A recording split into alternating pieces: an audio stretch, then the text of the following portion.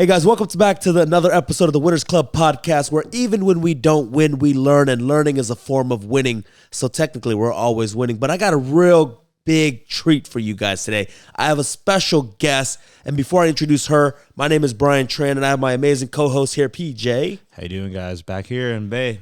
So over here, I have Ina Rubinchik. Hey, everyone. When you think of luxury, you think of her. When you think of money, you think of her. When you think of traveling, her. And when you think about leasing a property in San Francisco, you're going to think of her because she branded Leasing Agent 415 perfectly, right? And so welcome on to the podcast. Thanks so much for being here. Very kind words. Well, I'm going to go right into it.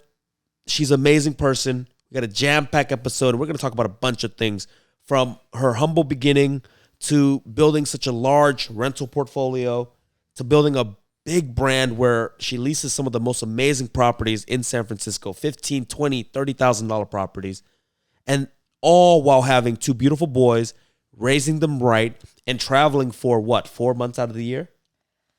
I wish. Close. Once a month for a few days, yes. Oh, lovely. The dream. The 2022 goal was to get the fuck out of San Francisco. Yeah, Is that okay to say? that's okay. Yeah. Every chance I get. So every time my boys have a day off, a couple of days off here and there, we try to go somewhere and just explore new territory, new country, new state, new mountain, whatever it takes. So that's how we had 36 flights last year. 19 of them were international. So we're going to talk about how you afford all this stuff, but let's take the crowd back a little bit and let's talk about, your beginnings. Where are you from? How, and all that, and I'll let you take the reign. So I'm from Russia. I came here in the 90s, and I was a teenager. I went to high school in Albuquerque, New Mexico, of all places. And that's where my family still lives. And I went to college. And in 2003, I married my husband on the way to San Francisco. We stopped by in Vegas, had a quick wedding, and moved over here and been here ever since. It's been 20 years. And the next segment for you guys later on, we're going to talk about how do you stay married for 20 years. I think you're celebrating 20 years this year. Yes. That's a big accomplishment. So take us back. College, Albuquerque, not a big city. At what point, let's go through the journey here, because a lot of people listening are probably in cities that are not happening, right? Why did you leave? And did you already have aspirations to become the person you are today? Or did you kind of just take it and adapt it as you kind of took on life? Absolutely. I think being able to adapt to new things that life throws you away is the number one quality. That's what will make you successful. In 1999, when I met my husband, I was in Albuquerque. I was in college. We dated long distance for a long time. And he lived on the East Coast, and he moved to San Francisco. And when I graduated college, we just drove by Vegas, got married. And How did you meet him? I met him online. Back in 1999? Yes. I was girl number 4 on this website that doesn't even exist anymore. Oh, wow. And he emailed all 4 girls, and I was the one. Those are good odds, though. He knew the numbers game well. See, that's another thing. He knew the numbers game. It's going to Yeah. work. So we dated long distance for 4 years. He lived in New Jersey initially. I lived in New Mexico. We flew back and forth quite a bit, and then he moved to San Francisco, and I started coming up here. So it was interesting. Wow. It's kind of commitment, but when you know, you know. We never really thought, we're going to get married, we're going to do this, we're going to do that. It just kind of happened naturally. I think when things are meant to be, they're easy. And this relationship has always been easy. That's why we've been married for so long. We've been together for 24 years. For sure. Married for 20. And it's just easy. You understand each other. You're on the same wavelength. I think it's really important for people not only to have the common present and common future, but common past. So you have the same values and same ideas and same core, really. So he's also from Russia. He's from Siberia. Really, got himself out of there. Got free MBA here in the United States, and he's gone through quite a bit of a challenge in his life to become who he is today. I want to ask you. You said when you know, you know. How do you describe that feeling? It's the feeling of ease. It's a feeling of not having to think about it, not having to stress about it. It just flows. It just happens. It's always been, ever since I was young, 18 or so, I've always had that sense of flow where life is just easy. You know, as I was telling you earlier, you're going somewhere and you think, oh, I will have that parking spot right in front. And you come out and you drive up and somebody leaves right in front of you and you have that parking spot. Or you drive somewhere, all the traffic lights are green. And that's how it is in life in general. When you are in that state, somehow when things are meant to be, when something's meant to be yours, there will be no obstacles. Yeah. I love that. I think that's powerful. I think, manifesting an easier life for you. Not saying that it's going to be easy by any means, but there's certainly manifesting that issues, for there's you. certainly situations, there's certainly problems that you have to solve and deal with, and you have to know to deal with it right away. You never sweep it under the rug. You never sort of, you just take it head on, solve the problem, and move on. Because the last thing you want to do is when you have that something heavy on your chest or something that's really bothering you need to do and you keep delaying it, that takes your frequency down quite a bit. Yeah. And things stop flowing in your life. It's powerful. Oh, and one sec too. Ina, can we have you pull the mic just a little bit closer to you? There you go. Awesome. That sounds great. Yeah. Awesome. Cool. Cool. We'll edit that out. Anyway. Yeah. I think that's awesome. Thank you for sharing that. I want to ask, this is a topic that me and Brian do mention to each other a lot, but we say relationships and business and dating and, everything is like the same. Would you agree with that statement or? Well, I agree that it should be easy, right? You have to, and what I'm trying to get to the audience to understand is, because I don't know if that's a intuition that you have. Do you think that's an intuition that only you have or only a certain amount of people have? Or is that something that we can teach? I think everybody be has aware? that. Yeah. But I think not everybody knows how to hear it. How to hear what's going on in your head, because we're constantly in our phones. The first thing people do when they wake up, they grab their phone and they're scrolling through whatever they're scrolling through, Instagram, I don't know, TikTok.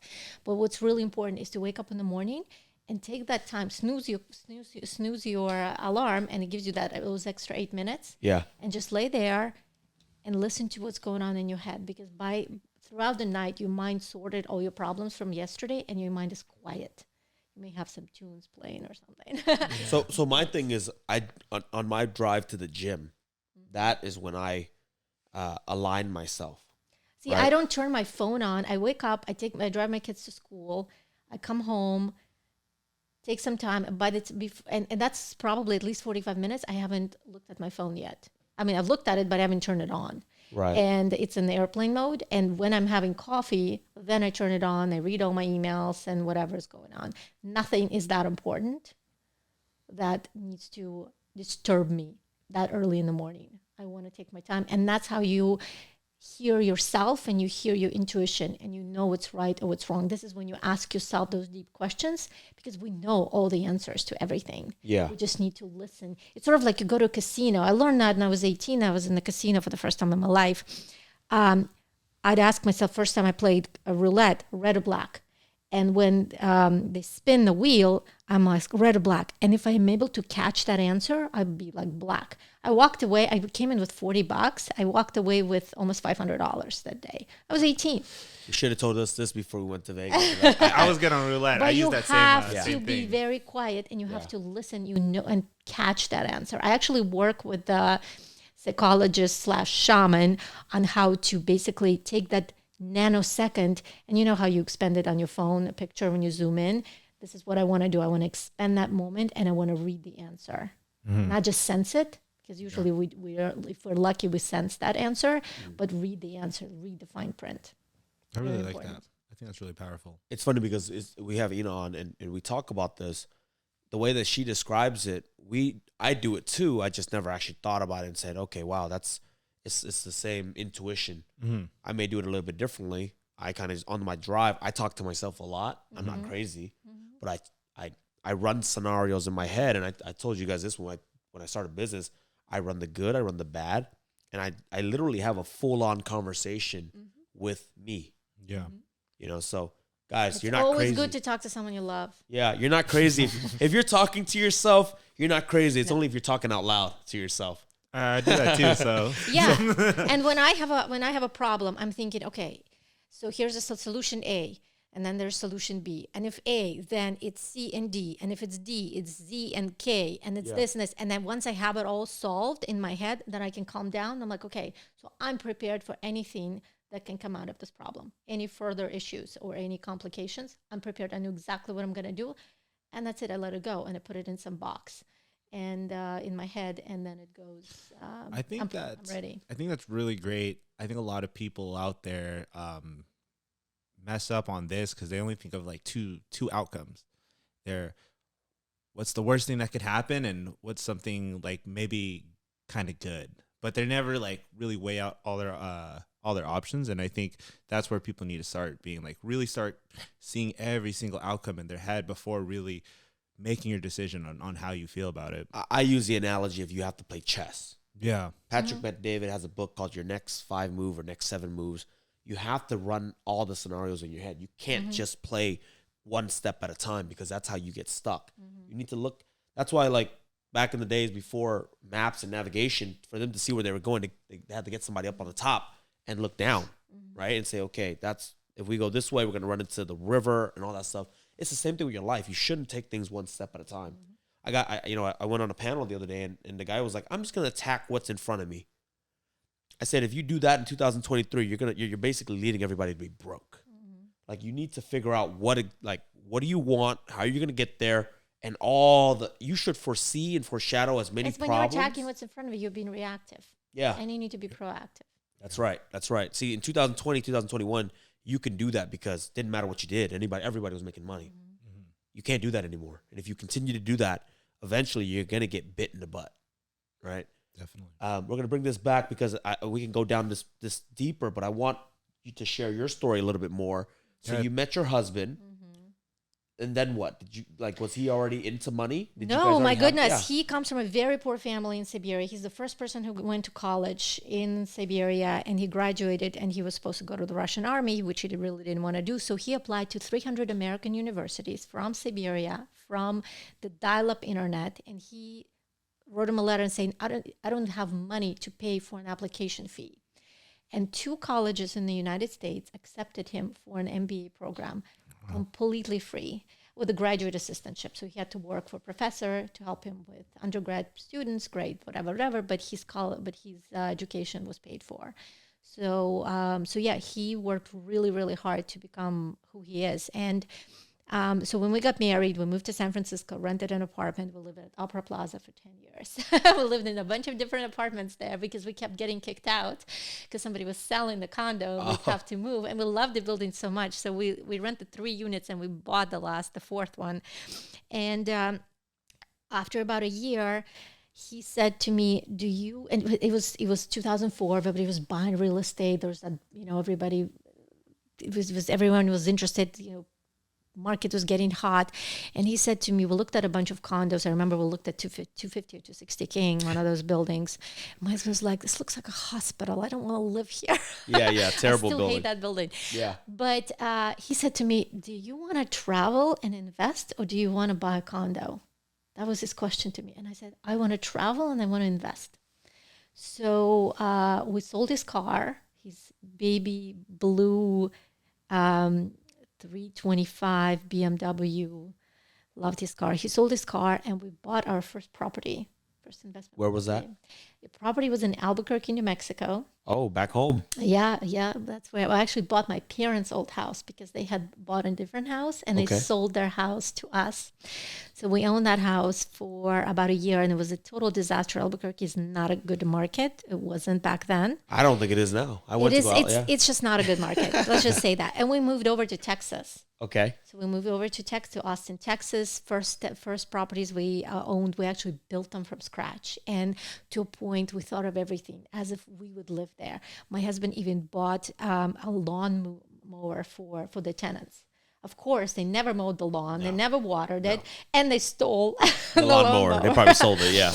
So, and then, that's how you learn. I'm like, okay, you don't do what to tenants, which you would do for yourself. So you just buy more and more basics. And then we kept buying more and more properties. And eventually we moved over from Texas because in Texas, the prices, let's scratch the COVID, but because there's so much land, you can build in all the way to freaking Oklahoma, right? Yeah. And there was never the properties were breaking even, but they weren't really getting they weren't really growing in Appreciation. appreciation. Yeah. Sorry, I lost the word. They weren't really appreciating, right? So so we moved over to Wisconsin. Oh, wow. And Wisconsin has been kind of a gold mine, a little gold mine. So duplexes, quadruplexes, multi-units, a duplex, $125,000. Till this day? Some today they're more like closer to 200, 170. Still affordable, under the median But household each number? rents for about $900 to $1,200. Wow. So imagine, and Yeah. and then you have a lot of those. So let's break that back, because you did something that is what I tell people on the podcast to do, is just to start. Because everybody's afraid to start because they're afraid to fail. And most of the time is when they're not an instant success, they stop. You just said right there, you bought your first property in Albuquerque and it was a disaster.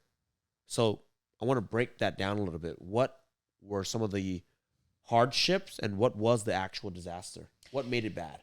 Well, what made it bad is that, first of all, we had the quality of tenants. Okay. The quality of people that lived there, we had no idea who we're getting. The guy was a cop, and he had his wife, and then there was a girlfriend, and there was all kinds of drama in the house. They didn't upkeep the house, and they just pretty much, after they moved out, they've destroyed the house. We spent so much time and effort, and it wasn't really cash flowing at all. Yeah. So, and then the problem is people understand when they buy one investment property does nothing. It's the scale, right? Yep. You have to start buying more and more. And the way you do it is you refinance it, right? Yep. As soon as it goes up in value and you pay it down somewhat and you have your down payment there, you refinance it and you pull money out and you buy a next one. And then a couple of years later, refinance two. And you were able to do that from 2004 up until last year. You could easily do that because market was through 2008. Did you lose any property in 2008? No. No? Actually, all of our properties we were owning in Texas back then, they all did really well. Yeah. Good. Did really well. But then we had kids, right? And as just a couple, we didn't need cash flow. We were both working full-time jobs. We had plenty. But with kids, you need cash flow. Yeah. Private schools, activities, chess club, soccer, this, it adds up so quickly. Yeah. And then you have the nanny. You got to have a full-time nanny. We've been always fortunate to have a live-in helper. And that costs money, right? So you got to start cash flowing. The jobs are no longer enough.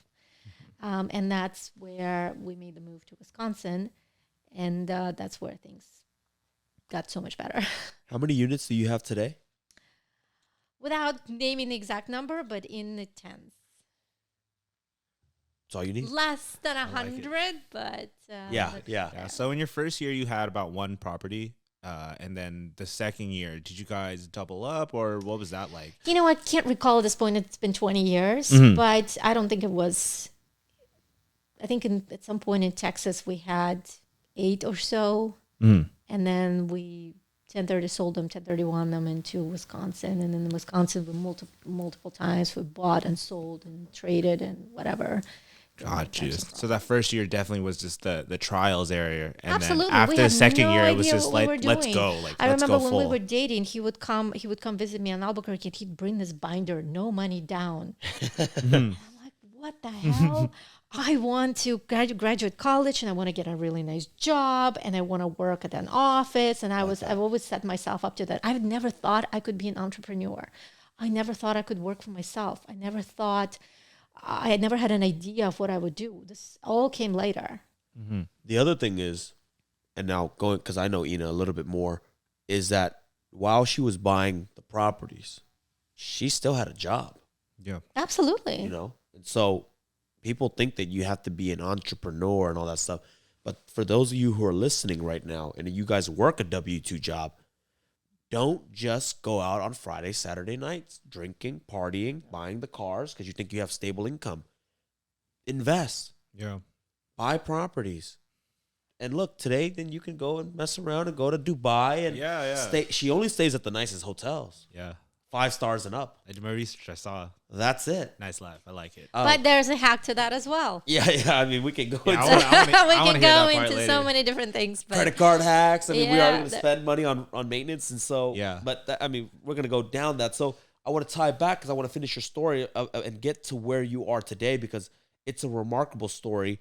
You at this time is 2004, 8. You bought properties. You have a lot. At what point did you make that switch from, basically a W-2 employee to now being self-employed? I was I a think that's W-2 employee until 2016. That's important to hear. I want people to hear that. Real estate has always been an investment. It was never the money was spent. The more property appreciated, we refinanced it, but more and more and more.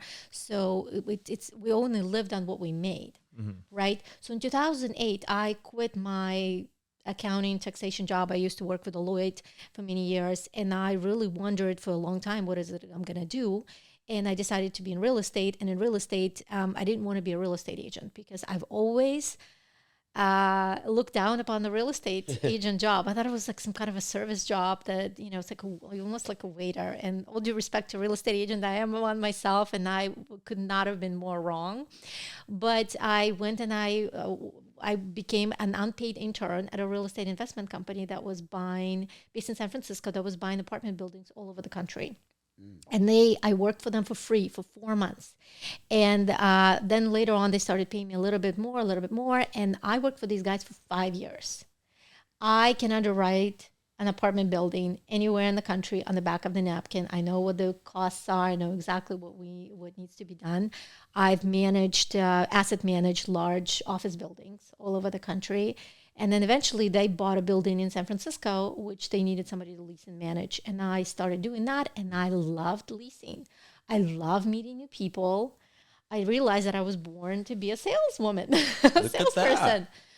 I love meeting new people. I love showing them the property. I love selling it to them. I love countering any arguments they may have in a creative way. And that building was a huge success. Success. Yeah. When Today, we sold it's a it. mess. It's There's homeless everywhere, but it was a beautiful building, warehouse converted. But before we move on, I want to just hit a couple key points that she hit here. Number one, she worked the W-2 job. So for those of you guys out there thinking that you have to be an entrepreneur to do great things, do big things, you don't have to. Work a job, invest your money. I really like what you said too. Yeah. You just going on the full-time part, right? You don't have to be a full-time entrepreneur. You can be a part-time entrepreneur in the beginning. Like, it's okay. Like, use the days that you have. There's no reason to, especially if you're somebody who has kids and, a family, to just go drop everything and just risk it all. Yeah. Take your time and take your own pace when it comes to this journey. But put in the work for sure. Yeah, if well, we you didn't have extra kids, days. so we had a lot of free time. So why not? Why not invest? Why not learn new things? Why not travel? Why not? We were married for 10 years before we had our older son. So we spent a lot of time sort of building that nest before we brought a baby bird into it. Yeah. But the second point that I want to make is that she invested the money, and then basically by the time she quit her job, her taxation job, which she probably didn't really like a lot, she had enough probably bringing in, right, to where you weren't worried about money. Yeah, it was a difficult moment, actually. It was 2008, 2009. But we had enough, and we spent minimally. Yeah, we couldn't travel for some time during that year very often, but it was. I think I hated that job so much. It was every time I had they gave me a PDA. That's when the sort of like the personal device came out. Every time it beeped, I had a nosebleed to a point. It was that bad. I didn't see myself in there. It was not interesting. And the worst part is we spent days, hours, 80 hours a week redoing taxes for a large corporation, without naming names, a major corporation here in San Francisco. And when we presented our findings, saved them millions of dollars. When we presented our findings to the tax director, he looked at it and he went, "Huh!" And I thought, holy shit, I spent 80 hours a week for the last several months And I did what I did doesn't matter. No, So because it's I not their really money. wanted to do what affects people's lives, what Yeah. matters. So when I bring the top dollar in rent to my clients right now, that makes a huge difference to them. And I Yeah. love that. So invest so that you have the option to say F that job. Yeah. Okay. The second thing that I wanted to bring up that I want to just really hit home is that she applied after she quit that job. She applied to, I think, 4 firms, I applied to 40 companies. 40 companies. Sorry. And 4 of them responded with an interview request. And And first she worked during- for free I worked for free for to 4 learn. months. To learn, yeah. A lot of you guys, number one, don't want to do it because you guys, have pride and ego. Mm-hmm. The other reason is because you guys can't quit your job because you guys spend all your money. Yeah. And you blow it every single weekend instead of buying property, saving money, and investing so that you have freedom and options. Yeah. That's the message Yeah. that I wanted. When she said that, if you guys just end the podcast here, take that advice. Yeah. I Right? think that's really big. I think to anybody out there, all the listeners, if you want to get into a bigger room or elevate your life, you're going to have to do some work for free. I mean, to me, that's the one way that I can guarantee that you'll be in the place you want to be. Yeah. And, drop your ego down. Maybe you don't know, but you have to sell it to them. Like, hey, I'm willing to put in the work. And that's when now it's your duty to do what you said you were going to do. And that's what I tell to a lot of new agents. If you can get yourself in the room with top producers in San Francisco, fetch coffee, shred, whatever the hell you need to do for them, Yeah. I don't know, dust their listings, but being in the room at a listing presentation with somebody who is a top name is invaluable because you listen to the way they converse with the client. So you listen how they deal with situations. Just having them in that room. I've been on listing presentations as a leasing agent with some of the top names in the industry. And I've picked up so many of the things for my business because everyone is very different. And you just take a little bit here, that phrase from someone else or the way someone handled that conversation. And you take the best from them all and you combine it and you adapt it to yourself and it becomes your personal style and your personal brand. So big. I think that's really powerful. And I love that it's a message to Not the new everybody can realtors. do that. Not everybody can afford to do that. But if you can, if in any way you can, just scale down, move in with your mom into her in-law unit downstairs. But it will set you, if you're starting in real estate, it will set you years ahead of everyone else. Yeah. I mean, that's with everything, right? And so even using my personal life experience, people think that my every year got better. Like with realtors, you were trained to be like, okay, I did 5 million my first year. Next year is 10. The year after that's 15, then 20. If you looked at my career, it was like rough. And then it went to, I think the best year was 37. The year after that it dropped down to like 27. Because sometimes you have to take a step back to go 3 or 4 steps ahead. Because when you're building, it's hard to grow and build at the same time. Something's going to break. But people are so afraid to like see a decline that they, but they fail to see the big vision because they're only thinking one step ahead. Yeah. But if you actually see and you plan it out, and life is kind of long in the sense that it's okay for a year to have a bad year or a growth year or a building year. It's only 1 year. I mean, some people don't see it that way at all. Well, that's why you got this podcast, and you guys are here to listen, and I'm here to bring on a new perspective. Sometimes, like a slingshot, you have to go back before it can shoot forward 40, 50 feet. The further back you can pull it, sometimes the further it goes. Same thing with your life. Take a step back, move back in with your parents, return that expensive lease you have, that BMW, you don't freaking need it, right? So that you can invest in the business, invest in yourself, go work for somebody for free, go learn, and then take that knowledge so that you can then really reinvent yourself, rebrand yourself so that you can now start doing the luxury stuff or just do bigger deals in general, right? To truly sit down and think about what you want out of life. and be in tune with yourself. Yeah, that's really big. I think to all the listeners, Ina and Brian just dropped some real big gems out there, and I was just motivated hearing that too. So we're gonna take another transition. Okay, so now we're transitioning. You worked for this big company for free, and in 2016, what made you decide to quit and pursue the next chapter in your life? So at one point, I went to SFAR event and I met one of the managing brokers for Zephyr back then. And I told him, look, Pacific Union has a leasing department and Climb, there were these companies back then, have a leasing department. Why doesn't Zephyr have a leasing department? And he said, yeah, he's had a couple drinks, but then he goes, why don't you start one? So I did, and I moved to I came to Zephyr, had my license with them, and I started to do. I brought my clients, and I was getting clients from referrals from there, and then Compass came calling in 2018.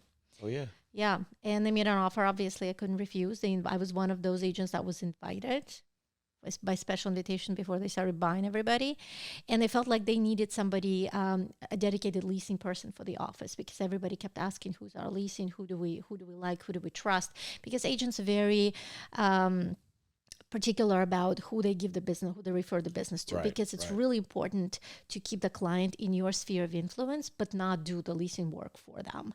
A lot of top agents talk about it.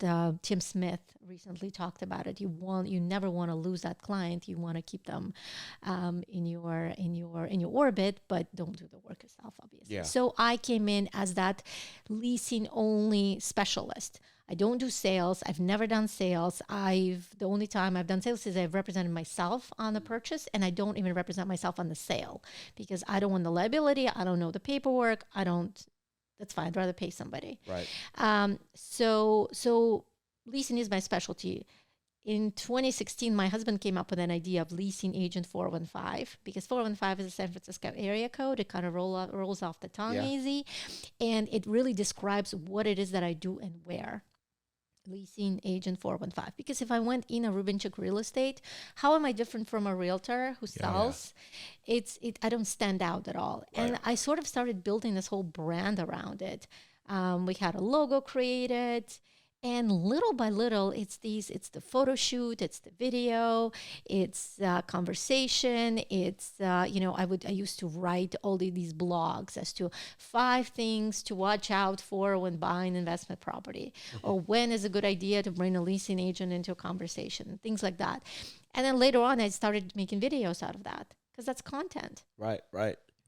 So I built this whole brand, and when Instagram came along, it came along before that. But in 2017, I decided that, it's time for me to really show who am I, what am I about, and kind of weave in the personal life, sort of like the woman who has it all, and has a family and the kids, and juggling all these things, and building a brand and family, and travels came later.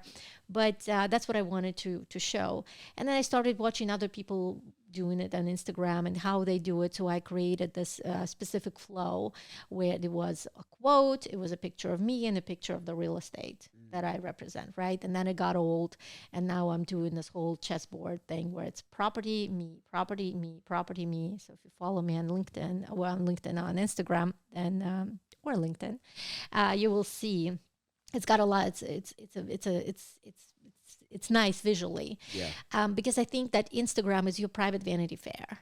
It's your private magazine where you broadcast what you want to broadcast, how you want to broadcast That's right. it. And you can do photos and videos and so many different things, and put music on it.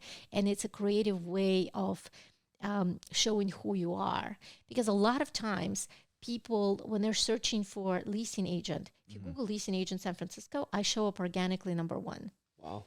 Thanks to the SEO that was done. And I met the guy who did the SEO for me.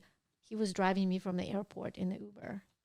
Oh, And wow. we started talking. He was listening to Gary Vaynerchuk. And I was like, who's this? And he started telling me about Gary Vaynerchuk and what he does. And the next thing I know, next day I hired him to do the SEO on my This is website. the SEO. Oh, for the website? Yeah. Not For hers, okay. yeah. For my website. Awesome. So now if you Google leasing agent San Francisco, I show up organically. Number 1, skip all the ads, leasing agent 415. So a lot of business comes through there. It's an honor. It's an honor to have you here. So that's been, and then being a part of Compass I get a lot of referrals. I've Yeah. spent a lot of time giving away. It's all about giving information away, helping people, not asking for anything in return, but they know they've asked me a question, they've got their answer, they know they can rely on me, then they know that I'm there to help. They've given me clients, and the clients were happy, and it's like a snowball effect. You get a little snowball, and now it's an avalanche of course, business coming my course. way. I love it. We're big advocates that social media is huge, especially in this day. And I wanted to ask, since we're on the topic of social media and branding, and now you work with very high end clients, with the leases. Do you think that without a personal brand or you being on social media providing value, do you think you would have as much clients as you do now, opposed to if you didn't even worry about social media? Not at all. What I've realized is that at one point I thought I'm putting so much work into social media. I'm not really getting any result out of it. And then I realized that my clients aren't landlords. My clients are realtors. Yeah. And that was eureka moment for me when I realized that I should target them. So I started following all real estate agents. I comment on the properties they list or on their stories, whatever. Anytime somebody has question answer, I always make sure to ask a question or to give them my opinion on something if they have a poll. And interestingly, somebody referred a client to me, and I emailed back and I said, "Oh, thank you for thinking of me." And she said, "Who else am I going to think about? Every time I go Instagram, I see you. You're always in the stories. You're always doing something. You're always talking about something, showing something." And I cast a very wide net. Yeah. All my videos, they go on YouTube, they go on TikTok, which has been, it's a completely separate conversation. It's been mind-blowingly good for me. Yeah. It goes on Instagram, it goes on LinkedIn, it goes on Google My Business. So I built this huge, it's a puzzle, right? So you put all these pieces together, and when somebody's searching for me, even if they were referred to me, they still they look me up, and they see all these channels, and they see all this information. And by the time they talk to me, they already hired me in their mind. By the time I show up to just look at the property, they're standing there with their keys in hand. Yeah. We know what you're going to do. We've seen what you're doing. We want you to do the same for us. I had a guy hire me off of TikTok. And I said, "What did you think when you saw me in TikTok?" He said, "I want my property to be marketed this way." Awesome. There you go. I love it. And the cool thing is that you have to, if you're just starting out, just pick one. Yeah. But the beautiful thing is, when you're on all these platforms, because certain people gravitate to that certain platform, so you're not doing yourself a service by only putting it on one. Like, I'm a big Instagram and YouTube guy, but if you had a Twitter, I wouldn't even click it. Yeah. I don't have a Twitter. But if you had a Facebook, I probably wouldn't click it either, because I don't really go on Facebook. Yeah. So, but being everywhere, your clients are able to see what you are, who you are, and what you do. Basically what it is. And different clients see you on different, somebody will see me on LinkedIn and somebody will see me on TikTok. Yeah. Right? And why not? Why not? It's the same content. And then they see you everywhere, and they just keep thinking about you. Yeah. Exactly. They don't know where, and then they don't know where they saw you, but they know you, and they trust you, and they see your work. They know what you stand for. They know who they're gonna get. Yeah. Because you basically, through video and through social media, you remove that uncomfortable feeling. Yeah. And people see you on their own terms. Yes. So it's not like you send them a letter of the heart or whatever, weekly update, whatever, and they get it when you want them to get it.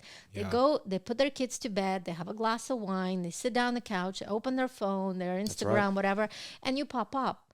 And you may not need leasing right now, but you see me over and over. I who's a come good up, source. and they're like, "Oh, okay. So what's going on now?" So I have people who follow me specifically on TikTok because they want to see. Oh, I love the series. I love. Yeah. Would you want to see what $8,000 can get you in San Francisco? People dig it. It's like real estate porn for them. Yeah, they love it. Yeah. I just walk around in different outfits. People comment on the outfit. Where is this from? And where did you get this? And whatnot. Of course, there's a lot of hate. I have a A lot of video. work though, but I have a it's video worth it. that has almost 300,000 views. Jeez. Mostly hate comments. How How dare you rent so much? Da, da, Oh da. yeah, Oh they hate- yeah, yeah. San Francisco people hate it. They're like, But that's they- 3,000, that's 4,000. But I love them. I love my haters because yeah. they increase my visibility. Every yeah. time they leave a comment, Yeah. I am the algorithm's like, oh, this Yeah, is cool. This they is don't know what it's interesting. saying. Show Yeah. it to more and more and more people. Yeah, It's whatever. usually a good way to know that you're doing something. Exactly. You know, you're doing something that someone's gonna Exactly. talk about you. So I honestly, like, she's on the podcast, and if I were to think of leasing, I only think of her. There's nobody else no, doing definitely. I really like everything that you said.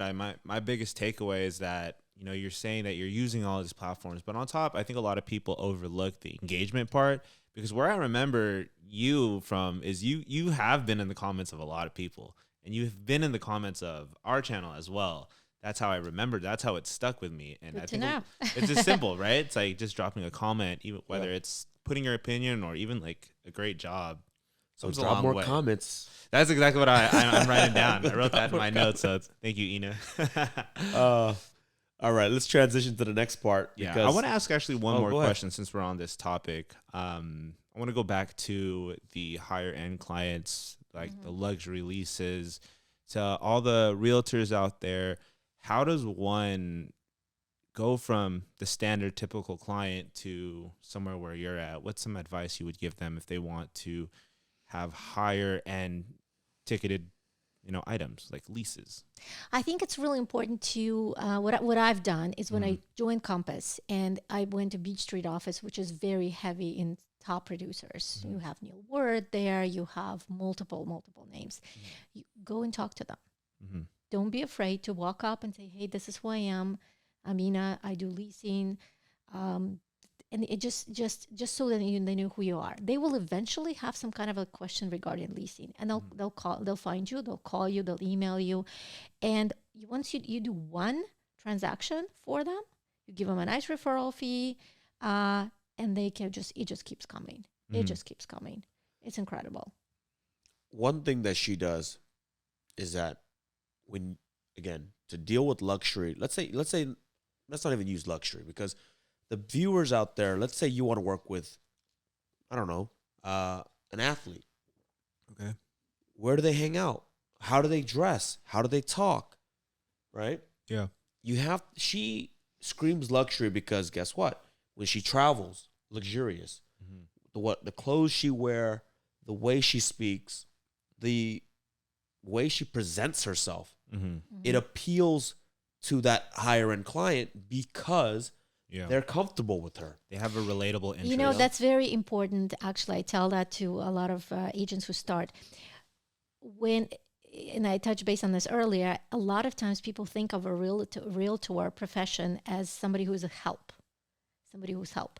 And when you are treated as help, you'll always be help and you will not be very much respected. So Yeah. you need to, when you make that first appointment, show up and make sure that they feel like you're equal to them. Yeah. I drive up in a nice car. I dress well. I smile. I have a great conversation. I research these people ahead of time, who they are. I've had a guy who really wanted to hire me, and I felt like he needed something, just to clinch that deal. And I researched him ahead of time, and I found out that he used to be a partner at Deloitte. And I worked for Deloitte. And I told him in our conversation, I said, we were riding an elevator, and I said, "Oh, this career is way better than my previous one." He goes, "Oh, what did you do before?" And I said, "I worked for Deloitte." Boom! His eyes lit up. He knew, because he knows that somebody who works at Deloitte will produce. Yeah. We are trained to client service is the most important thing you have to stay late. Doesn't matter what you do, but you have to deliver a perfect product to a client. His eyes lit up. He hired me on the spot. So I do a lot of research so that I can weave that into the conversation. But you have to look the part. You have to talk the part, and you can never come across desperate. People sense that from a mile away, and you know what? If you don't want, and I'm not the kind of person who follows up very often. Yeah. I'll talk to you. You need me? You want to hire me? Mm-hmm. Here, you can find all that information about me online. I can email it to you. Yeah. But you call me when you need me. I'm not going to be the one, "Oh, what's going on? Updates. Are you ready? Should we go see this property? Shall we? No. You need me, you call me. So when you have that respect from people, because I work with very, very high-end people. I work with major CEOs, you know, a lot of landlords in the city, very wealthy, very well-known people. And when they treat you as an equal, it's a different conversation. They trust you and they refer you. I want to talk about that because some people don't do it correctly. Yeah. How do you treat someone like an equal when they're, and actually this is actually pretty important because you probably deal with people with network of 100, 200 million. Let's say you're not worth 200 million. How do you show up as an equal? I think that's a great I wanna question. talk I want to about know. that because people want to know. Well, first of all, you dress well. You, even if they are not dressed well, doesn't matter. You dress well. You show up in a very professional manner. You show up on time, and I think it's really important to start with a compliment or a joke. Always. Make them laugh. Yeah. Make them smile. Make them like you. Yeah. Very, very important. And once you have that established, I am very straightforward. I don't know if it's cultural or not, but I just say things how they are, and the people appreciate that. People who are and we can talk about this later, the affirmation that I do for myself every year, but I'm very specific as to the clientele that I want. I want somebody who's savvy, who is busy, means they need to hire me because they don't have time to do this. I want somebody who's very decisive, and these are the people who have a lot of money. So when they need to make a decision, I need to make it easy for them to make a decision. Yeah. So I come in and I'm like, this is what you need to do to get this property ready for the market. Here, this, and this. Call me when you're done. And let me know if you need any trades to get this stuff done. And people appreciate that. So I'm very kind of clean cut, fast, easy, and I make it easy for them to make a decision. They appreciate because I reflect them, I mirror them quite a bit. And I think that's how I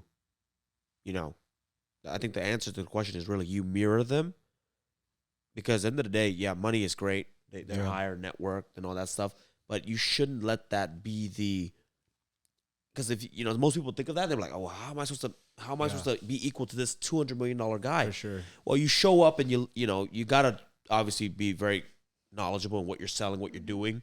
That's easy because she has that. She did the research, but also it's the confidence. Yeah, in maybe knowing not that on paper, but internally, you I'm, have that $20 million personality. You may be the best CEO of your pharmaceutical company. Uh-huh. I'm the CEO of leasing properties. Yeah, like I am that person. For sure. Right. And so you show up, you're confident, you're ready. And that's how you show up as an equal to them. That. And interestingly enough, the more expensive the property, the easier is it for them to make a decision to hire me. Oh, yeah. People with $3,000 property ask 3,000 questions. A guy with a $5 million, $10 million house, he just hands me the keys. I like it. Yeah. This is. And the random. same thing on the tenant side, people who rent $25,000 homes, they make a decision like this. It's easy for them. Yeah. They're not going to go look at this unit and that home and this and this. First of all, there aren't that many homes in $25,000 category, so they have a choice of 3, and they are very fast. They appreciate that. Gotcha. Should people rent the Ferrari when meeting up? No. No. So don't go broke trying to get business or to impress. That's not how you show up as an equal. But people can tell that it's not your Ferrari. They'll know. Yeah, don't. But show up in a clean car, and if you don't have a nice car, for you guys listening, Uber. Oh yeah. Exactly. Just Uber. That was a good. Like, hey guys, especially San Francisco.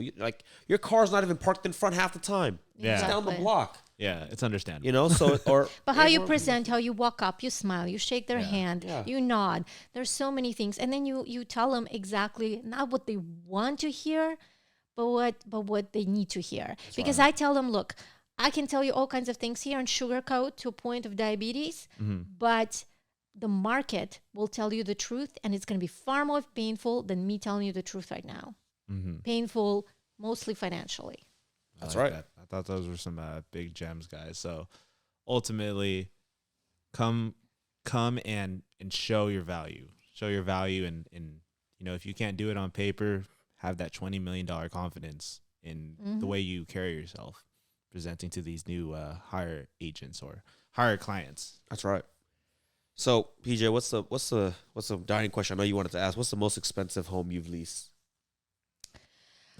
Boy, interestingly, I set a record for myself. Okay. First year in the business, Ooh. 23 grand for the Six-Man Plaza penthouse.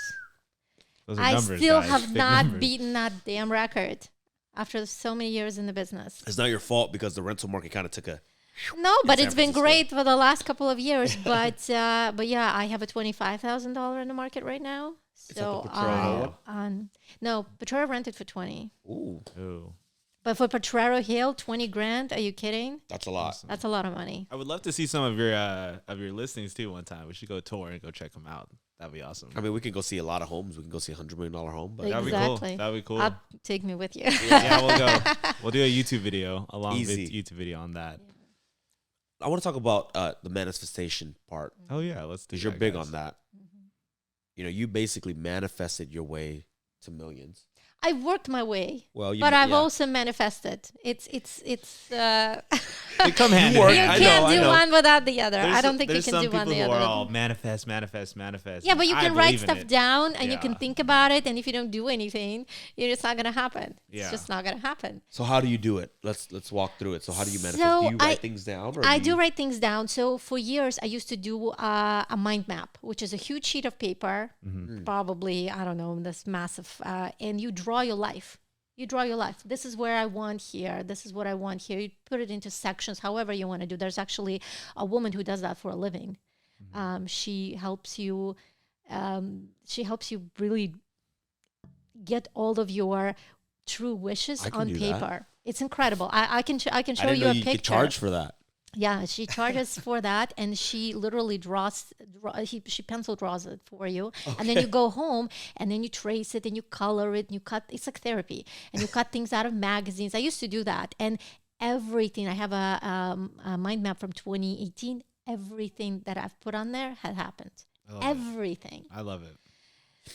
everything. Even better. Some things were even better. Like I wanted to buy a house, and I bought something better than just. A regular house. That's great Yeah. though. I think it's really good though because But I think you need to be really specific. On your mind map, do you actually have like so you map out what you want, but do you actually go in and write down how you're gonna get it? Do you do that? No. No, you just say what you want because really the way the universe works, how is not your concern. It's the universe's concern. What is your concern? Mm. yeah, it sounds really. I like Because the way you the approach universe it. will give you tasks and challenges. You want a Ferrari, but it will give you tasks and challenges for you to get to that Ferrari. Mhm. So it's not like it's not going to give you a Ferrari, but it's going to give you ways to earn Mhm. that Ferrari. I like it. I like the way you view manifestation because Yeah. you seem like you very have it manifestation on one side and you have your action plan on the other side. This is meant for like your dreaming, your visioning, like all that stays in this place. But when it's action time, it's more concrete, like realistic. Let's get there. I like how you like separate that. I think it's really important too for new entrepreneurs or people who want big goals. Because I know Brian, you don't do too much like this anymore, and maybe you Well, because don't I do know it what too I much want, anymore. but I actually have a blueprint on how I'm gonna get there. Right. So I actually have to go in and say, okay, I Yeah. want that Ferrari, and then I actually work on the how because I'm like, okay, well, a Ferrari costs $250,000. I have to.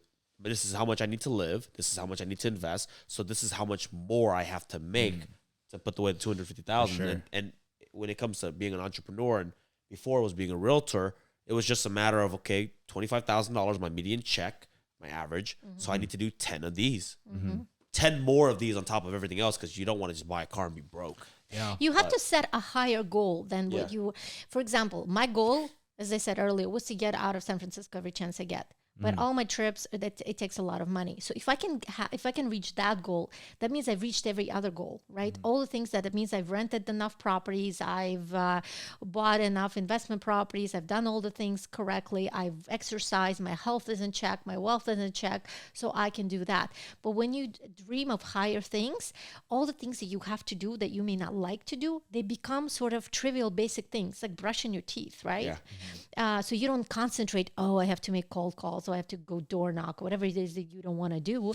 You just do it, and you don't think about it, right? So because you have that, and I learned that from Sarah Blakely.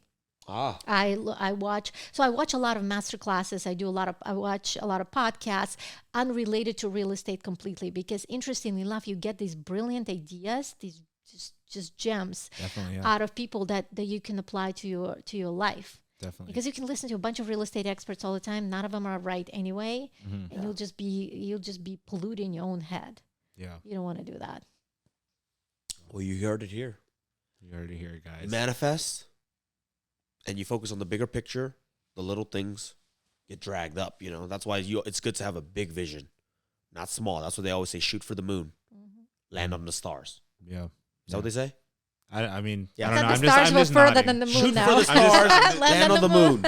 I'm just You like, guys get the point. I'm not, I'm not yes, here to sir. quote everything, but you get it. Because if you only go so like if you dream too small, For sure. and that's one thing I preach all the time, is dream big and screw everybody else, because they're gonna tell you like, oh, who are you to dream so big? You have to dream big. For sure. I think personally, dreaming small Yeah. leads to very quick like depression. Yeah. I was in a place where, my biggest dream was like to move out of my parents' house and, Yeah.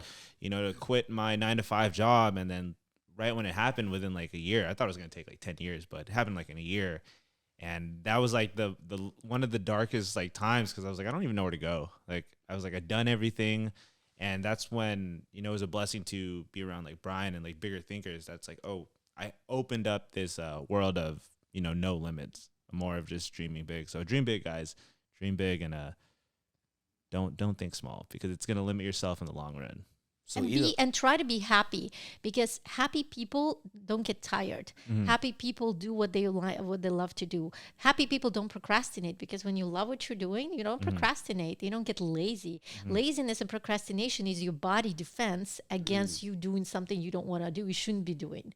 It's not your goal, right? When you are stuck somewhere, you're probably not supposed to be doing that. Your subconscious is not letting you go there, right? So find that niche for whatever it is you want to do, and you will not be there. There will be no obstacles. You will be in the flow. As we started this conversation, you will Start be in the flow. Yeah. listen to your body, listen to yourself, listen to your mind. and Wake do up in the things- morning and just lie there in your bed and just listen to what's going on in your head. You will get clues. You will get ideas, because you know a lot of things already. You've learned a lot. So just start learning from yourself at this point and listening to yourself, because your subconscious will tell you what you need. I love it. I just want to take a minute to say, I think you very successful and you're crushing it in the game. I think the way that you built your personal brand to cater for the lifestyle that you want and for the clients that you attract and all that, you do it so well. And I just want to congratulate you on that. And I want to ask the question, a little personal question, but how is like the traveling side of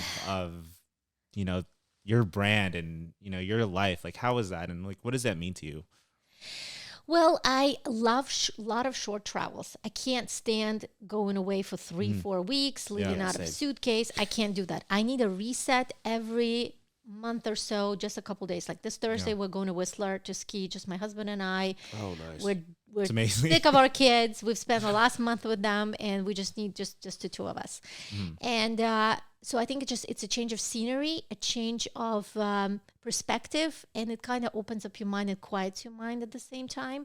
So these trips are really, really important. At the same time, I think traveling is a huge part of education in general, because Yes. it opens up your mind. My kids saw these Bedouin kids in Egypt recently who were begging for food.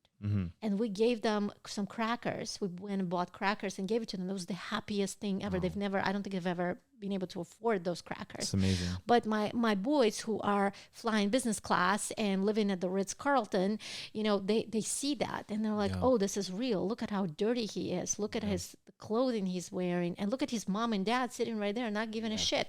Not taking him to soccer and flag football and fencing classes. So they need to appreciate that. And so to me, travel is a huge part of it. And again, traveling is expensive, but there are so many ways to manage that. For example, there are credit cards you can open. They give you points, right? We lived in Singapore for 5 days at Westin 5-star for free. Wow. Yeah. Marriott points, Yeah. right? So you open a credit card and you spend $3,000, they give you 150,000 points. That's 2 business class tickets, Yeah. international, depending on how and when you fly and where, but you can do that. So, and also my husband, God bless him, he is incredible at finding amazing deals. So you guys can do all this, but But you have to be smart about it. Be smart Yeah. about it. Yeah, Everything yeah. you do. If you people just think- go to Google Flights and try to price out the kind of trip we had, that's like $50,000 at least. Yeah. No Yeah. way that costs that much. Yeah. Not So- a chance. we can go down traveling, but this isn't a traveling podcast, and we can go down credit card hacking, and maybe we'll get a credit card person on Definitely, here to talk about definitely. that. But the main thing is this: you want to travel. Some of the best lessons I've learned in life is traveling to. You don't different get countries. rich without getting on the plane. That's Yeah. right. That's Yeah. right. We're gonna end the podcast soon, but I won't end it without asking you what's next. Continuing to living the greatest number of quality days. Enjoying, really savoring it, taking the time and enjoying my clients. I don't have a goal that I need to make this amount of money or I need to rent this many properties. I want to be happy. That's my goal. I'm going to be very picky as to who I work with, who I take on as a client, who I don't, who I help and who I don't. Limit, just make space, a physical and emotional and mental space around me as beautiful and as delicious as I possibly can. That's the plan.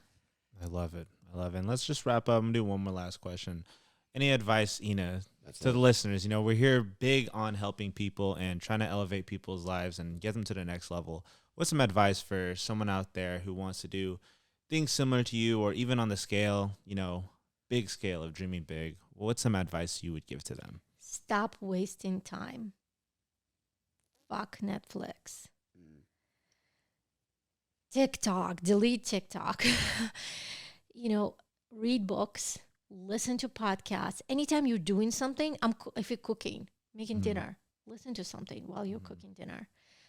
Spend as much time learning, absorbing, and not only in your business, everywhere else. You will get these, again, gems from all kinds of different points, from people in marketing, from people in real estate, from people in science, from anywhere. And you can apply that, and you take the best out of everybody. I listened to a masterclass by Silverstein and Goodby. They are the guys behind all the best commercials for the halftime for Super Bowl. And they said this one really important thing. They said, "Don't borrow, steal." So steal ideas from other people, from various points in life, and bring that together, apply it to yourself, and create that one perfect puzzle that works just for you. I love that.